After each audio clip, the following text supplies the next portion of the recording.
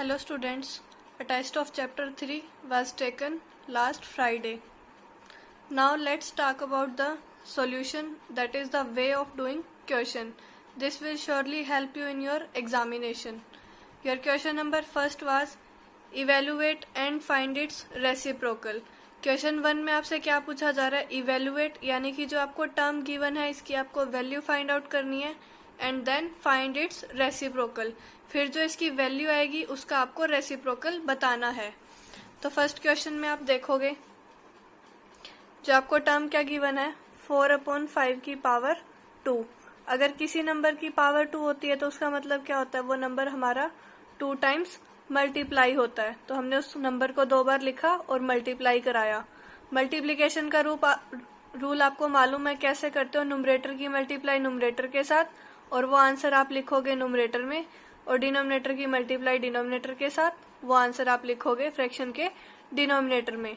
तो 4 4 हमारे पास हुआ 16, तो इसको हमने लिखा न्यूमरेटर में, और 5 5 25। अब जो आप बच्चों ने मिस्टेक कर रखी है, जहाँ पे आपका मार्क्स कट नहीं होना चाहिए था, 1 मार्क आपने अपनी मिस्टेक की वजह से खोया है। वो क्या मिस्टेक थी, मैक्सिमम बच्चों ने लिख दिया यहाँ पे इक्वल टू 25/16। तो ये चीज तो बेटा आप खुद देखो कि 16/25 कभी भी 25/16 के इक्वल नहीं होता। तो ये चीज हमारी रोंग है, इसीलिए आपका 1 मार्क कट हुआ है। आपको नेक्स्ट लाइन में लिखना था, जब हमारे क्लास चलती थी तब भी मैंने आपको बताया था, इसको नेक्स्ट लाइन में लिखते हैं, रेसिप्रोकल ऑफ 16/25 इज 25/16। तो अगर इनकेस आपका एग्जाम में क्वेश्चन आता है तो आप स्टेटमेंट को ध्यान से पढ़ा करो और जितना हो सके उसको अच्छे से स्टेप बाय स्टेप एक्सप्लेन किया करो। आप एक चीज ये भी देखा करो कि आपका क्वेश्चन कितने मार्क्स का है, उसी अकॉर्डिंग आप सॉल्यूशन दिया करो, अदरवाइज आपको फिर कंप्लीट मार्क्स नहीं मिल पाते। नेक्स्ट है आपके पास find the value of X. आपको जो ये एक्स मिसिंग है इसकी वैल्यू फाइंड आउट करनी है। आपको स्टेटमेंट गिवन है 1/2 की पावर 3 मल्टीप्लाई विद 1/2 की पावर 5। इसीलिए आपको बार बार रूल याद कराए गए थे ताकि आप क्वेश्चंस करने में मिस्टेक ना करो। आपको पता है जब आपका बेस क्या है, इसमें 1/2 बेस आपका सेम है, ऑपरेशन मल्टीप्लीकेशन है, तो आपकी पावर्स क्या हो जाएंगी, ऐड। तो इसकी पावर 3 इसकी पावर 5 आपकी ऐड हो जाएंगी। इक्वल्स टू में राइट हैंड साइड में जो टर्म आपकी चल रही है उसको एज इट इज चलने दो। यहाँ पे आपकी टर्म क्या बन गई 1/2 की पावर 8, 3 + 5 8 इक्वल्स टू क्या है 1/2 की पावर x। अब आप देखो आपकी दोनों टर्म्स इक्वल हैं, बीच में साइन कौन सा है आपका, इक्वेलिटी का। बेसिस क्या है 1/2 एंड 1/2, ये दोनों साइड में आपके सेम है, लेफ्ट साइड भी 1/2 है एंड राइट साइड भी 1/2 है। तो इसका मतलब क्या होगा, इक्वेलिटी तभी सेटिस्फाई होगी जब आपकी पावर्स भी सेम होंगी।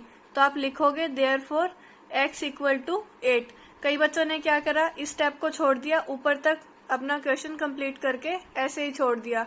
जिन्होंने नहीं लिखा उनका हाफ मार्क कट हुआ है। और आप अगर चाहो तो इसके साइड में रूल भी लिख सकते हो, बिकॉज क्या होता है a की पावर m इंटू a की पावर n, यानी कि जब आपके बेसिस सेम है तो आपकी पावर ऐड हो जाती है।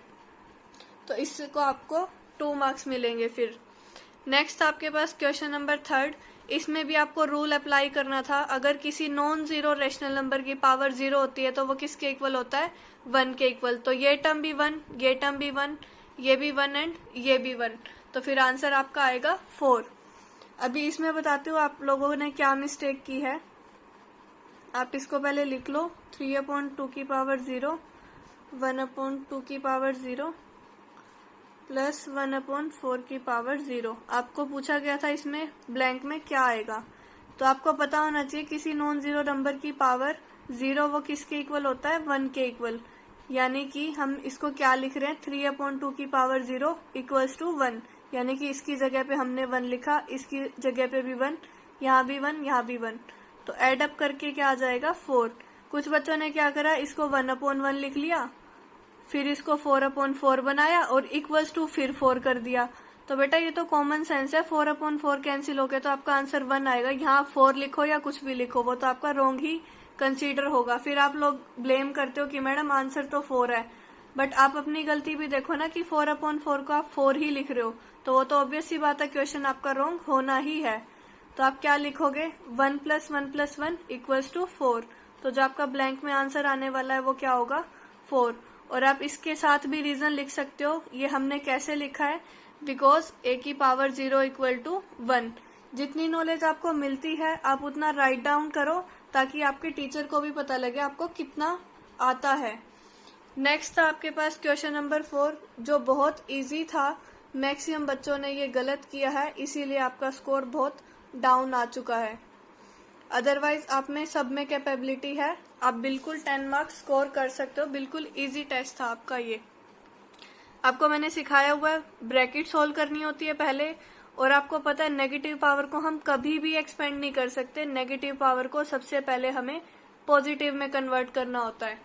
तो देखो, पहले ब्रैकेट सोल्व करने के लिए 4 की पावर 2 का मतलब क्या होगा, 4 की मल्टीप्लाई 2 टाइम्स यानी कि 16, और 2 की मल्टीप्लाई 2 टाइम्स 2 की पावर 2 का मतलब 4। तो आप क्या करोगे, ब्रैकेट में 4 की पावर 2 की जगह तो आप लिखोगे 16, और 2 की पावर 2 की जगह आप लिखोगे 4।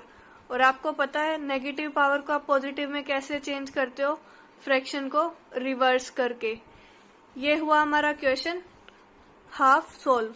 तो 16 - 14 आपका हो जाएगा 12, और ये आपका होगा 3/2 की पावर 2 मतलब 3/2 की मल्टीप्लाई 2 टाइम्स। ये होगा आपका 12, यहाँ पे 9/4। अब आपकी टर्म्स यहाँ पे 1 है, न्यूमरेटर और डिनोमिनेटर को आप कैंसिल कर सकते हो।